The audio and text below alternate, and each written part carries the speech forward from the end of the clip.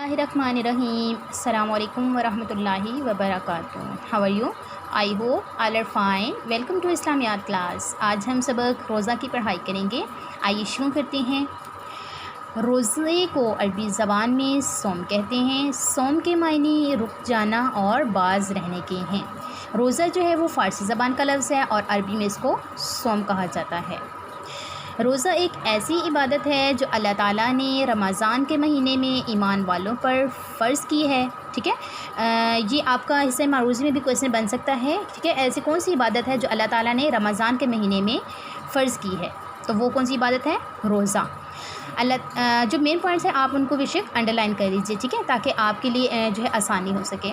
अल्लाह ताला की रज़ा के लिए सवाब की नीयत से सुबह सादिक से लेकर सूरज ग़रूब होने तक खाने पीने और बुरे कामों से बचे रहना रोज़ा है.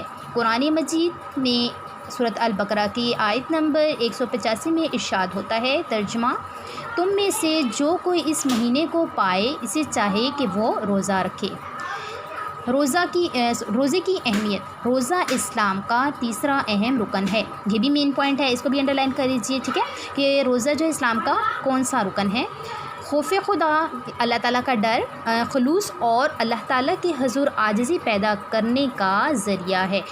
इसकी अहमियत का अंदाज़ा इस बात से भी लगाया जा सकता है कि रोज़े हर कौम और उम्मत पर फ़र्ज़ किए गए हैं. जैसा कि कुरान मजीद ने अल्लाह ताला सूरत बकरा की आयत नंबर 183 में इरशाद फरमाता है, तर्जुमा, ए ईमान वालों, तुम पर रोज़े फ़र्ज़ किए गए हैं जिस तरह तुमसे पहले लोगों पर फ़र्ज़ किए गए थे, ताकि तुम तकवा शार बन जाओ.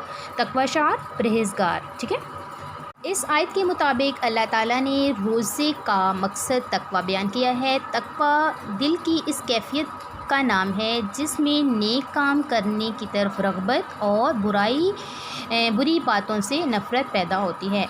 रग़बत जो है वो कहते हैं शौक़ को. ठीक है, नेक काम करने का शौक़ पैदा होता है और बुरी बातों से जो है वो नफ़रत पैदा होती है. इसीलिए फ़रमाया गया है कि अगर कोई शख्स रोज़ा रखने के बाद ग़ीबत, गाली गलोच, लड़ाई झगड़ा और झूठ बोलने जैसे अमल करे तो ऐसा रोज़ा रखने का कुछ फ़ायदा नहीं. ऐसे ही अफराद के बारे में हुज़ूर अकरम सल्लल्लाहु तआला अलैहि वसल्लम ने फ़रमाया, तो बहुत से रोज़ेदार ऐसे हैं जिन्हें भूख और प्यास के सिवा कुछ हासिल नहीं होता.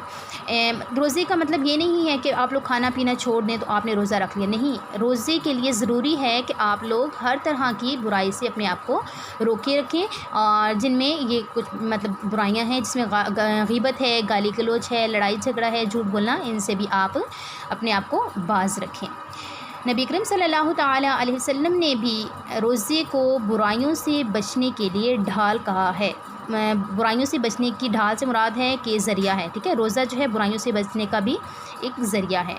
हुज़ूर अकरम सल्लल्लाहु तआला अलैहि वसल्लम ने रमज़ान के महीने को हमदर्दी और गमख्वारी का महीना भी करार दिया है. भूखा प्यासा रहकर रोज़ेदार के दिल में मुआशरे के गरीब और नादार लोगों की तकालीफ़ का एहसास पैदा होता है. तकालीफ़ जो है वो तकलीफ़ की जमा है. इनकी इमदाद का जज्बा बेदार होता है. इमदाद मदद की जमा, कि भी हम लोग फिर यानी कि जब उनकी तकलीफ़ का एहसास होता है कि ये जो गरीब लोग हैं, जो भूखे हैं, प्यासे हैं, तो उनकी हमें तकलीफ़ का एहसास होता है. फिर हमें उनकी मदद करने का भी हमें शौक़ पैदा होता है कि हम उनकी मदद करें. इसी तरह रोज़े से मुआशरे में इंसानी हमदर्दी और इस्लामी भाईचारे की फ़िज़ा पैदा होती है. रमज़ान की अहमियत. रोज़े रमज़ान के महीने में फ़र्ज़ किए गए. इसी महीने में कुरान मजीद नाजिल हुआ. माह रमज़ान में फ़र्ज़ हुए, लेकिन ये 2 हिज्री को फ़र्ज़ हुए थे. ठीक है, ये भी आप लिख लीजिए अपनी आसानी के लिए कि जो रोज़े हैं वो 2 हिज्री में फ़र्ज़ हुए थे माह रमज़ान के महीने में. ठीक है, इसी महीने में कुरान मजीद नाजिल हुआ जो इंसानों पर अल्लाह ताला का बहुत बड़ा एहसान है. रमज़ान का पूरा महीना रहमतों और बरकतों का महीना है. इस महीने में कुरान मजीद की तिलावत और तरावी के दौरान कुरान मजीद सुनने का बड़ा अजर है. इस माह में एक ऐसी रात भी आती है जिसे लैलतुल क़द्र कहा जाता है. लैल जो है रात को कहते हैं, कदर की यानी कि ताज़ीम वाली रात. یہ وہ برکت والی رات ہے جسے قرآن مجید میں 1000 مہینوں سے بڑھ کر قرار دیا ہے۔ گویا اس پورے مہینے کی ہر گھڑی میں فیض و برکت کا خزانہ پوشیدہ ہے، جیسا کہ رسول اللہ صلی اللہ تعالیٰ علیہ وسلم کا ارشاد ہے کہ جب رمضان کا مہینہ آتا ہے تو آسمان کے دروازے کھول دیے جاتے ہیں اور رحمتوں کی بارش ہوتی ہے، جنت کے دروازے کھول دیے جاتے ہیں اور جہنم کے دروازے بند کر دیے جاتے ہیں، اور شیطانوں کو زنجیروں میں جکڑ دیا جاتا ہے۔ جکڑ دینا یا باندھ دینا، ٹھیک ہے، ان کو زنجیروں میں جو ہے وہ زنجیروں میں باندھ دیا جاتا ہے۔ ایک اور موقع پر فرمایا کہ جس شخص نے شب قدر میں ایمان کے ساتھ اللہ تعالیٰ سے اجر کی خاطر عبادت کی، ایمان کے ساتھ اجر کی خاطر عبادت کی، اس کے تمام پچھلے گناہ معاف کر دیے جائیں گے۔ روزے کے فوائد۔ روزہ خاص اللہ تعالیٰ کی عبادت ہے۔ یہ روزے دار میں تقوی اور پرہیزگاری پیدا کرتا ہے۔ ضبط نفس پر قابو پانا، برداشت کرنا، ٹھیک ہے، کا سبق ملتا ہے، یعنی ایک مقررہ وقت پر سحری، اپنی بھوک اور پیاس پر قابو، اور مقررہ وقت پر افطار کرنے سے ضبط و نفس کی تربیت ہوتی ہے، اپنے نفس پر قابو پانے کی تربیت ہوتی ہے۔ روزہ انسان کو صبر و تحمل کا عادی بناتا ہے، نیک کام کرنے کا جذبہ اور برائیوں اور بدیوں سے محفوظ رہنے کی طاقت پیدا کرتا ہے۔ روزہ دنیا اور آخرت میں روزے دار کے لیے مسرت اور خوشی کا باعث بنتا ہے۔ اللہ تعالیٰ کی طرف سے روزے کا بڑا اجر و ثواب ہے۔